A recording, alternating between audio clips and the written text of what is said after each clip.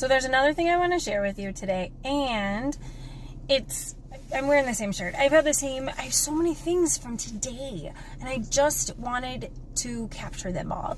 So I should change my shirt because I'm like, whatever, making videos, but I'm not going to. I'm just going to tell you all the things. And so I made a bunch of videos to share them. So when I'm eating lunch with this little guy today, he has been asking, can I have lunch with you? Can I have lunch with you? Can I have lunch with you? He's been asking me for about 2 or 3 weeks.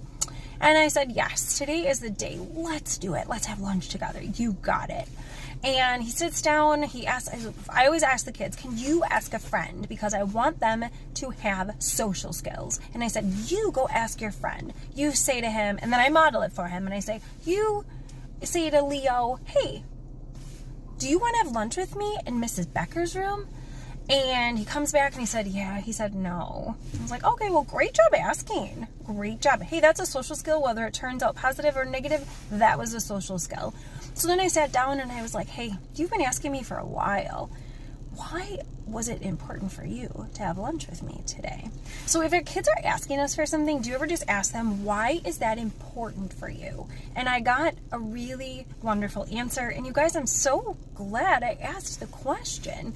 So he said, well, it's really loud in the lunchroom. And I was like, oh, it's really quiet in my room. Are you enjoying that? Is that something you need during lunchtime? He said, yeah, it's like overwhelming for him. It's stressing him out.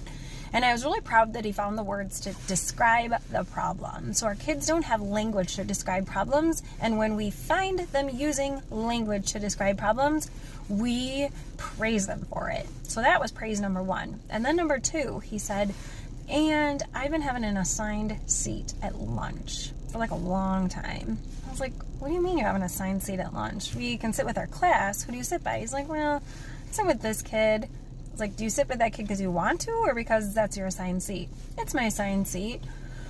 I was like, well, why do you have an assigned seat? Because this isn't typical at our school. He's like, well, I don't know. So we need to examine whether or not our actions, our consequences, our discipline steps are connective and relevant and teaching tools for our kids. Because this sweet little friend is 7 years old. He doesn't know why he has an assigned seat, and apparently it's been hanging on over and over and over and over again, and he's not really sure why, which means he's not really sure the expectations in our cafeteria and not sure how to meet them. How can he improve?